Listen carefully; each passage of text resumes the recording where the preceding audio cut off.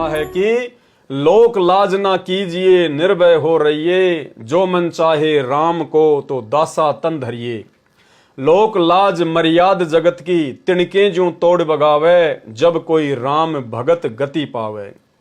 भाई और बहनों, एक सत्संग में परमात्मा ने बताया कि हम जो लोक लाज करते हैं अपने रिश्तेदारों की या अपने किसी परिवार वाले की या समाज वालों की, तो परमेश्वर जी ने कहा कि लोक लाज करना भी मर्यादा खंडित होने के अंतर्गत ही आता है। जैसे आपके घर पर आपका कोई धनवान रिश्तेदार आ गया, आके वो बीड़ी पीने लग जाता है या वो कुछ पान मसाला वगैरह खाता है, और बहुत सारे भगत भाई बहन उसको मना नहीं कर पाते शर्म के कारण कि क्या कहेगा, मेरे से बड़ा है, पैसे में बड़ा है, रिश्तेदार है। तो परमेश्वर जी ने कहा कि भक्ति मार्ग में यदि आप इस प्रकार की लोक लाज करते हो तो ये भी आपकी मर्यादा टूटने के अंतर्गत ही आता है। फिर परमेश्वर ने बताया कि ऐसे समय में हमारों को बच्चों के जैसा हो जाना चाहिए, क्योंकि जो बच्चा उपदेशी होता है वो लोक लाज नहीं करता, वो तुरंत मना कर देगा कि मामा जी, फूफा जी, यहाँ बीड़ी नहीं पीना, यहाँ पे ये पान मसाला नहीं खाना, हम गुरुजी के भगत हैं, हमारा घर हमारा आश्रम है, आपको खाना तो कहीं बाहर जाओ, या नहीं खाने देंगे आपको। तो परमेश्वर जी ने कहा कि ऐसे समय में हमने लोक लाज नहीं करनी चाहिए। तो अब ऐसा निर्मल ज्ञान पूरे विश्व में फैलेगा। ठीक है, कोई 2-4-10% कर्महीन इंसान होंगे वो तो अलग बात है। जहां 90% इंसान ठीक हो जाएंगे, उन 10% की पार पड़े को नहीं, उनकी नहीं बसावेगी, उन्हें सीधा होना पड़ेगा। वो भी सीधे हो जाएंगे, विकार रहित हो जाएंगे, शर्माया करेंगे, लुकते फिरा करेंगे। अब विचार करना, हमारे जो भक्त हैं, हमारे भक्तों के भगत तो थोड़े बहुत शर्मा जाते हैं रिश्तेदार ने नो के हमारे घर में बीड़ी ना पिए, हालांकि वो ना ऐसा शर्माना लोक लाज करना नाम खंड करता है, लेकिन बालक तुरंत कह देते हैं कि हमारे घर में बीड़ी नहीं पियोगे आप। तो फिर वो जो बीड़ी शराब पीने वाले हमारे भक्तों के घर में आ भी जाते हैं तो कहीं छुप के गली में बाहर बैठ के जो करकाओं के देखो बालक तना देख ले इनका, आके फिर टोक दे तू बीड़ी पियो है, तो ऐसे डरा करेंगे फिर ये पाप करते हुए, और धीरे धीरे फिर ये बुराई छूट जाएगी, एक दूसरे को देखकर छोड़ेंगे। अब हमने ऐसे बुराई प्रारंभ की है, एक बीड़ी पीने लग गया, दूसरा दिखाइए, एक बार तो उसको बहुत बुरी तरह खांसी उठे, आँखें में पानी आवे, फिर जो मास्टर है ना पीने वाला, कहा कोई बात ना, मेरा भी नहीं हुआ था, एक बार पी ले, उसने प्या के छोड़े और ट्रेंड कर देता है। ऐसे ही जब हम बुराई से दूर हो जाएंगे, हमारे संग में, हमारे बच्चों के संग में जो व्यक्ति आओगा उसको भी नहीं कहेंगे भाई यहाँ बीड़ी मत पिए,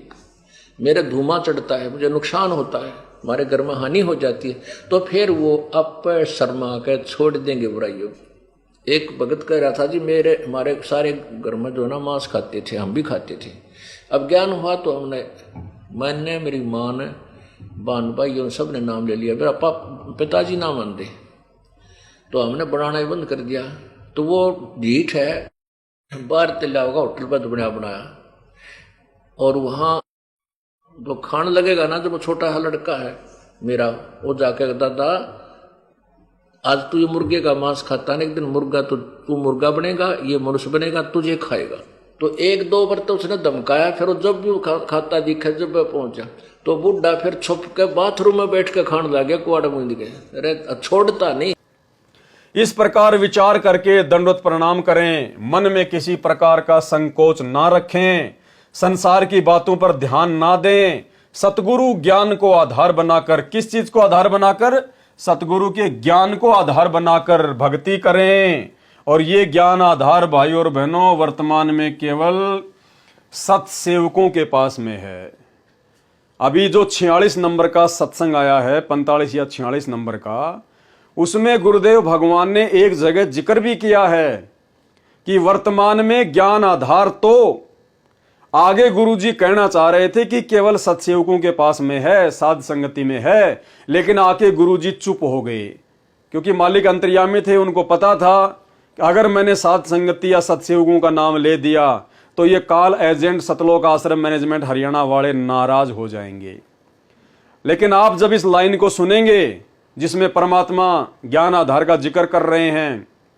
उसमें परमेश्वर जब ये कहते हैं कि वर्तमान में ज्ञान आधार तो, लेकिन उसके बाद परमात्मा बात को घुमा देते हैं और जुलाहों के ऊपर ले जाते हैं। तो आप जी जब ये लाइन सुनेंगे तो आपको अच्छे से महसूस हो जाएगा कि परमात्मा यहां पर सत्सयुगों का नाम लेने वाले थे, लेकिन मालिक ने जानबूझकर फिर उस बात को घुमा दिया ताकि मैनेजमेंट वाले नाराज ना हो जाएं। और हम सत्सेवक तो अपने परमात्मा के संकेत को समझ ही गए कि यहां परमात्मा हम सत्सेवकों के लिए ही कहने वाले थे। शील संतोष विवेक विचारो दूर करो जुल्माने ज्ञान दराछ ध्यान दे तुरिया कोई जाने कौन रिसाने ज्ञान दराछ ध्यान दे तुरिया कोई जाने कौन रिसाने के शील संतोष विवेक अपने हरदम लाओ, शांति रखो, विवेक से काम करो, ज्ञान आधार पर चलो, इन पाप करना जुल्म करना बंद कर दो। ज्ञान दाराज ये जुलाहे लोगों के पास होते थे, तो खत्म हुई कहानी। उसको राज कहा करते, तुरिया कहा करते, और पान रिसाण, ये इस तरह के कुछ आइटम होते थे तो कपड़ा बनने के काम आते थे। कि अपने जीवन को सुचारू करने के लिए आध्यात्मिक ये राज तुरिया पान रिसाण ये सारे ये प्रयोग करो जो हम बताते हैं। सतगुरु ज्ञान को आधार बनाकर भक्ति करें और अपने जीवन का कल्याण। जो गुरु बचन पे डट गए, कट गए फंद 84 के, कट गए फंद 84 के, कट गए फंद 84 के।